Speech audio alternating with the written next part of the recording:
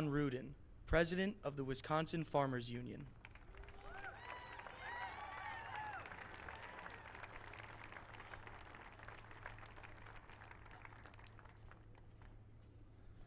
Good afternoon. I'm Darren Van Ruden, a third-generation organic dairy farmer right here in Westby, Wisconsin.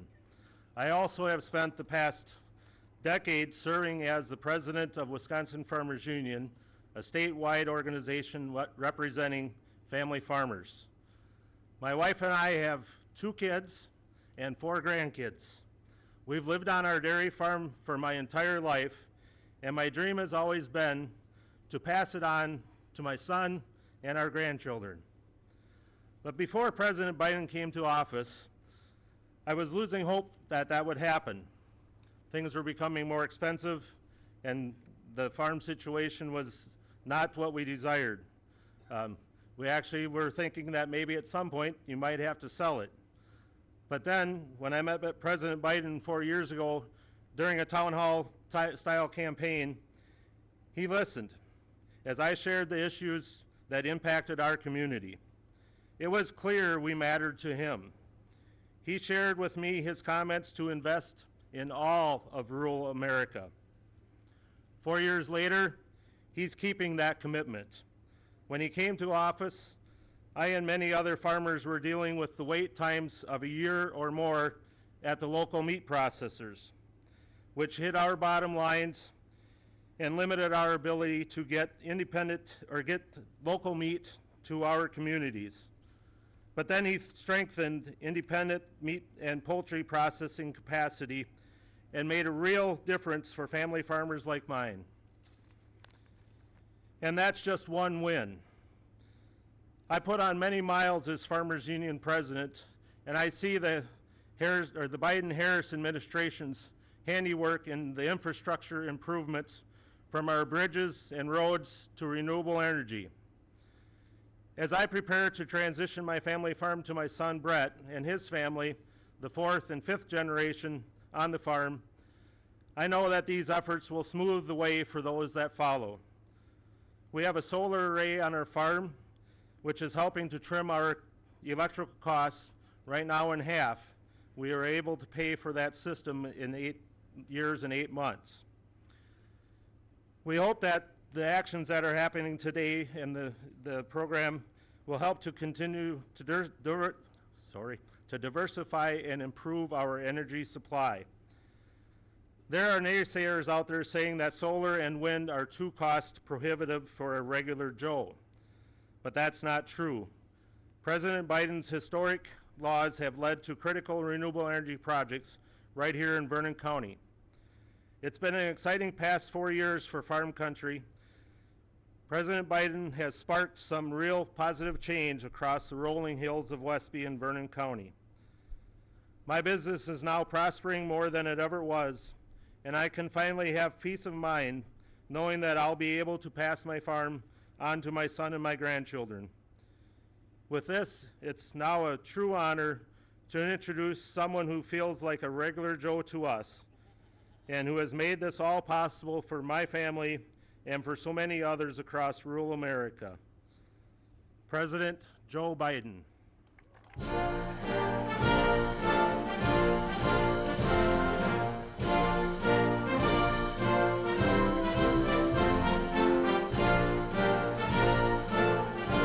Hello. Hello, hello, hello. Hello, Wisconsin. First time I was here was about 180 years ago with William Proxmire when I was a 31-year-old senator. I'm only 40 now, but please have a seat if you have one. It's great to be back in Winder County, Georgia. My wife Jill and I are mourning those 4 gunned down two students and 2 teachers, wounded and hospitalized 9 others. I'm sure you are as well. Students, just young teenagers, educators, just doing their jobs. A community like so many around the country, just getting back to school. And a joyous and exciting time, absolutely shattered. I directed my team to immediately ensure that We're doing everything we can to provide support. The Department of Justice and the FBI are working closely with the state and local law enforcement investigating this. We have a lot of information, not all of it. We're grateful to school personnel and first responders who proved and prevented more people from being killed or injured and brought the suspect to custody. But as a nation, we cannot continue to accept the carnage of gun violence. I'm a gun owner. I believe strongly in the amendment, but we need more than thoughts and prayers. Some of my Republican friends in Congress just finally have to say enough is enough. We have to do something. Together, let's ban assault weapons. My dad is a hunter. I don't know a whole hell of a lot of deer wearing Kevlar vests. I'm serious about this. High-capacity magazines, once again, what do we need them for in terms of domestic use? There are too many people who are able to access guns that shouldn't be able to. So let's require safe storage of firearms. I know I have mine locked up, but how could you have an assault rifle, a weapon in a house, not locked up and knowing your kid knows where it is? Got to hold parents accountable if they let their child have access to these guns. Let's enact universal background checks, and then immunity for gun manufacturers. And I realize I'm in a rural area like the rural parts of my state where guns, we all have them. And it's not popular to talk about it, but the truth is there's a difference between rational and irrational. Imagine, the only outfit in the world that we can't sue and by law, passed by law, are gun manufacturers. How about if that was the case with big tobacco? What do you think would happen? If we're not able to have sued tobacco, how many more people would be dead now but for the ability to change the law? Folks, common sense measures supported by responsible gun owners, it won't bring back those children, but thousands of children have been gunned down across. More children are killed or die from a gunshot wound than any other reason in the entire United States. Every disease, every accident, everything. More die as a consequence of a bullet in the United States of America. But they'll help save lives if we do the things we're talking about and prevent communities from being ripped apart again. We can do if we do it together, and I really think we can. So I just wanted to say that before we began.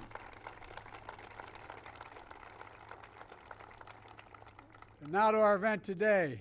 Thank you, Darren, for that introduction and for sharing your story as a family farmer. And thank you to one of America's best, I say one of the 3 best governors in the entire United States of America. Where is it? There he is. Tony, you're the best, pal. When I think of Tony Evers, I mean this sincerely, one word comes to mind: integrity. Integrity. And sitting next to him is a former governor, not far from here, from Iowa, named Tom Vilsack, and his wife, Christy, you're there. Yeah, there you are. She's smarter than he is. Just like Jill's smarter than I am. But Tom's doing a hell of a job as Secretary of Agriculture. And thanks to all the local elected labor and community leaders that are here. And a special thanks to Brent Ridge, CEO of Dairyland Power Cooperative, for hosting us today.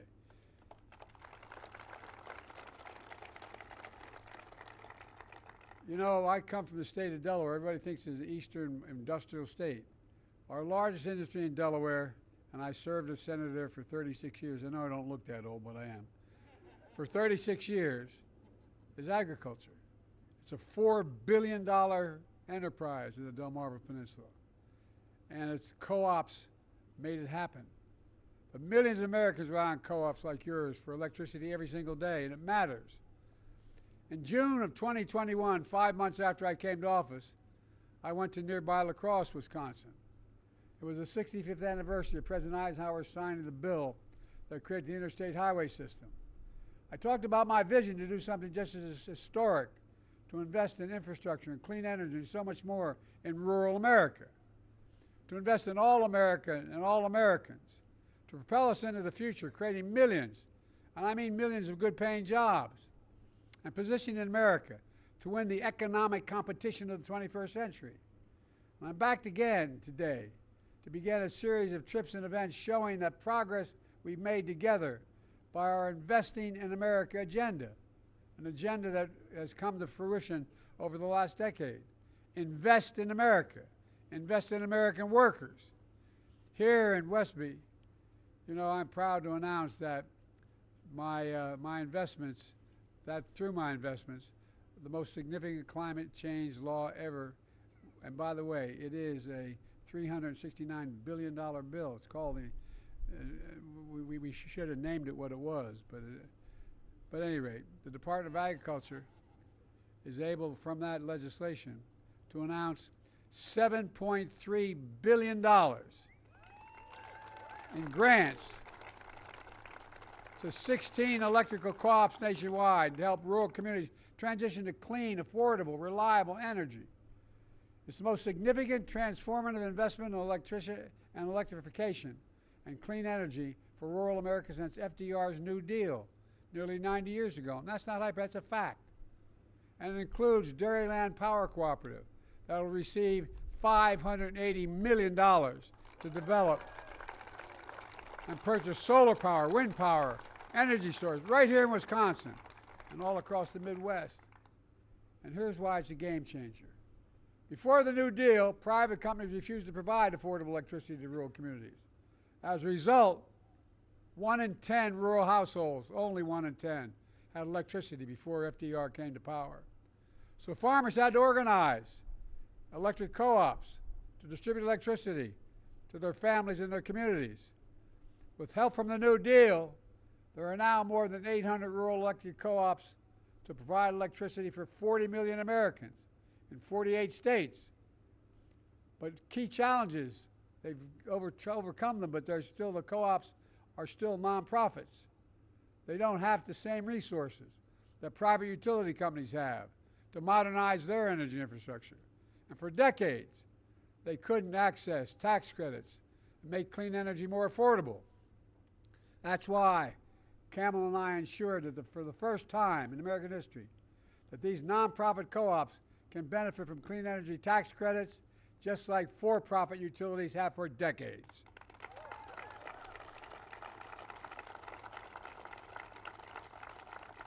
We also created new tools for co-ops to refinance prior debts so they can go out there and not be held back from investing in their future.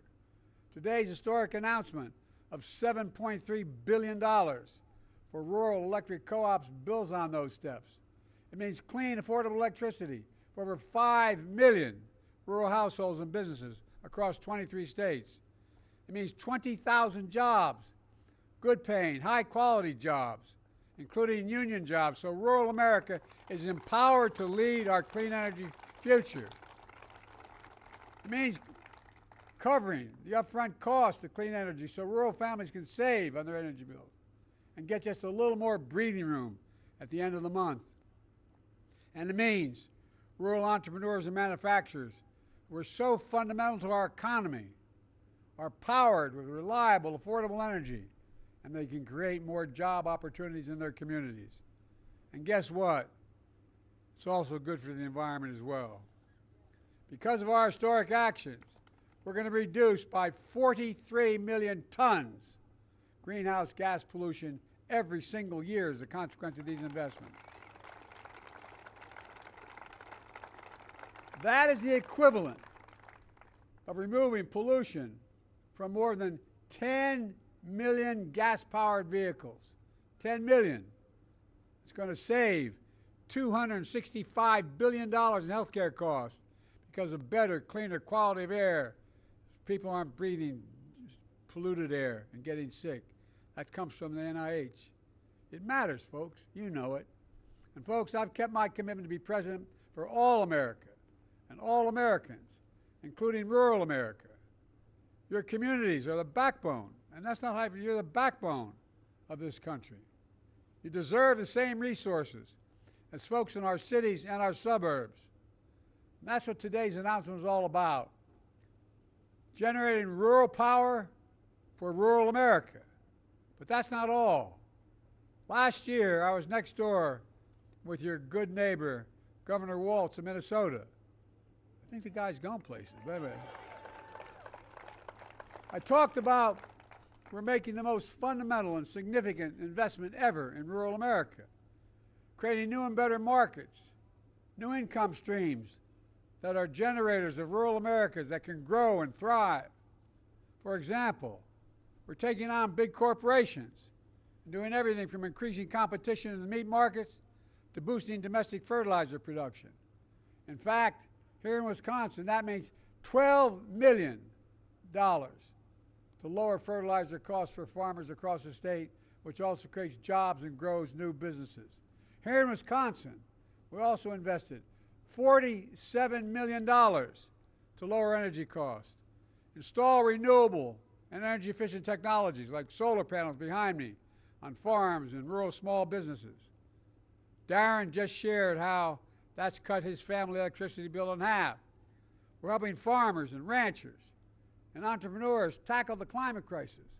Climate smart agriculture such as cover crops, nutrient management, storing carbon in the soil.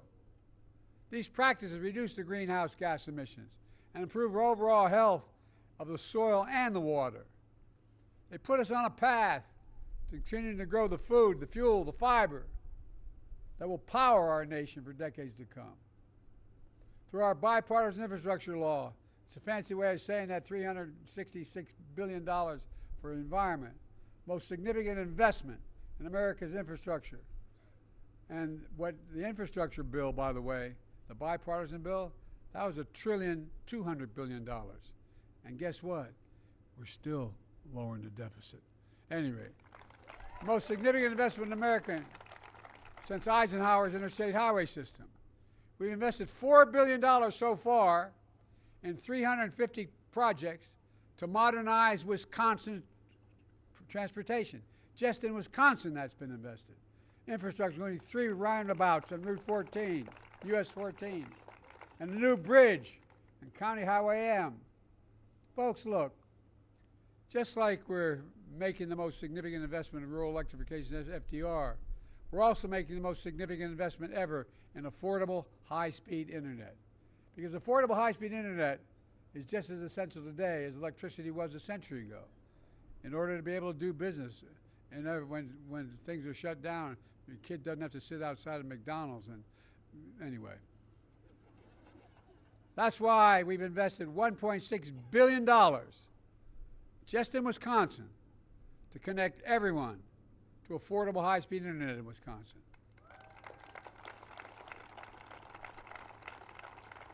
And since I took office, 72,000 more Wisconsin homes and small businesses have access to high-speed internet for the first time ever. We're going to keep it going. We've also invested $200 million to replace lead pipes across the state so a kid can drink clean water without worrying about brain damage, and changing their schools as well.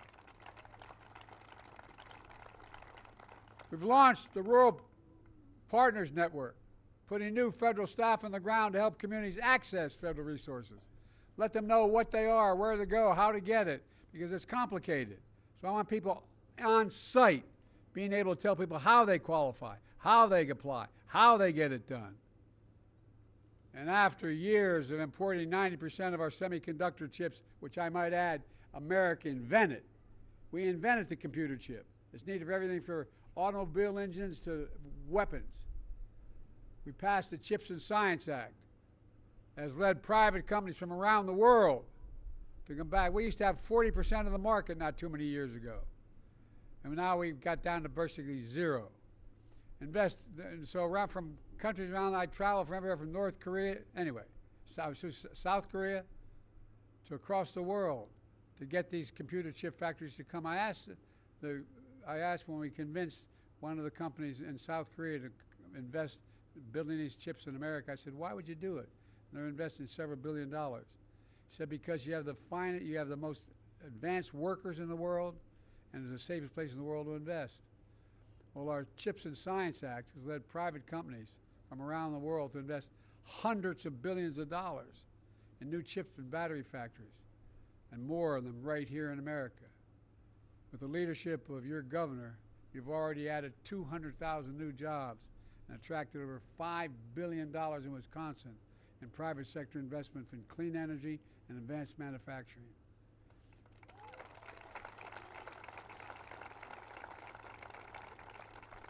In fact, this spring, I was with your governor in Racine, where Microsoft announced a $3 billion investment, $3 billion investment to build a data center to help operate one of the most powerful artificial intelligence systems in the entire world.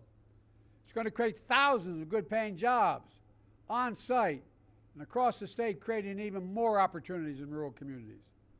Let's remember, my predecessor promised you that he would redevelop Foxconn factory in Racine. You been there lately? He didn't do a damn thing. Nothing. Folks, all these investments means family farms can stay in the family. Rural entrepreneurs can build their dreams. Your children and grandchildren won't have to leave home to make a living. I don't know how many of you have been confronted growing up where everything's going well and the son or daughter comes to mom or dad and said, I can't stay. There's not work for me here. I got to leave. That's stopping now. Because we're spreading opportunities to benefit everyone. Building a future where no one is left behind.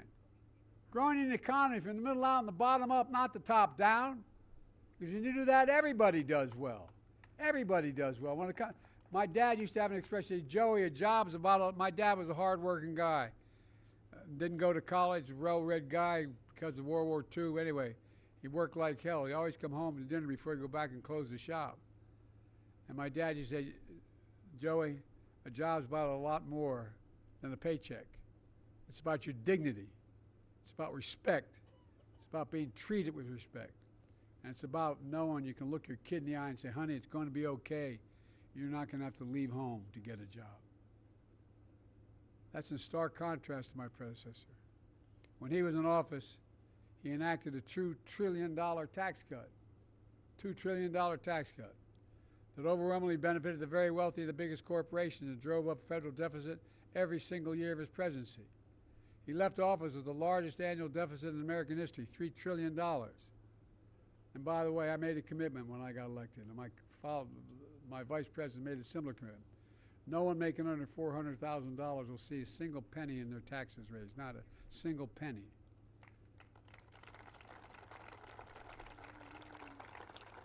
Neighborhood I come from in Claymont, Delaware, and Scranton, Pennsylvania, they say, well, that's too damn much. But the point is to make sure that we know this isn't an attack on the wealthy. He left us with a pandemic raging, an economy reeling. His allies in Congress, with all due respect, I've had this conversation with your Senator Ron Johnson, voted against every one of the things I talked about today. Every single thing I talked about in terms of rural economy. He voted against it. Voted against it. It's hard to imagine your senator voting against interest in the rural state was so large and so consequential as the state of Wisconsin.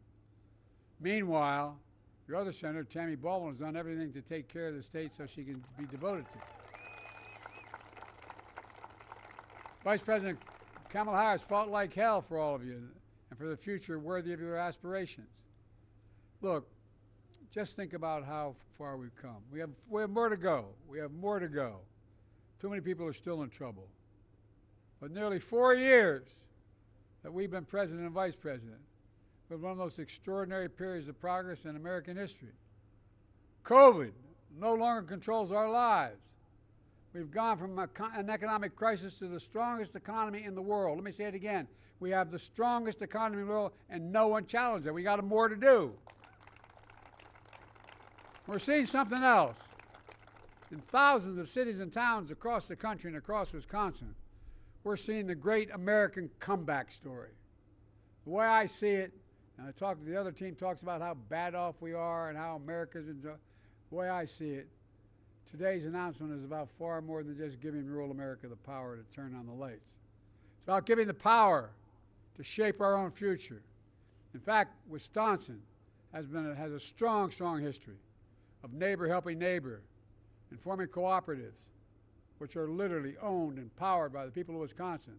Because of you, We're planting seeds today that grow and blossom for generations to come. That's what we're seeing here in Wisconsin, a state with a proud tradition of rural communities leading our nation forward. And again, that's not an exaggeration. You've been a leader in the nation. Let me close with this. As I travel this state and the country, hope you feel what I feel. Pride. Pride in our hometowns. Pride in making a comeback. Pride in America. Pride in knowing we can get big things done when we work together. Folks, I've never been more optimistic about our nation's future. Just have to remember who the hell we are. We're the United States of America. That's who we are, not a joke. We're the only nation in the world that's come through every crisis stronger than we went into that crisis. Because we're a hard-working, optimistic people, decent people. We know from experience that there's nothing beyond our capacity when we work together. And again, that's not an exaggeration. We work together. I remember the days when I first got started, when a lot of Republican senators, my close friends, we worked together, we compromised. We didn't talk about things as if it was a dire moment, that democracy was at stake. We actually worked together. We fought like hell, but we worked together. We got to return that for our children, because our democracy depends on it. I'm keeping you too long in the sun, so let me just say, God bless you all, and may God protect our troops. Thank you. We take care of our own.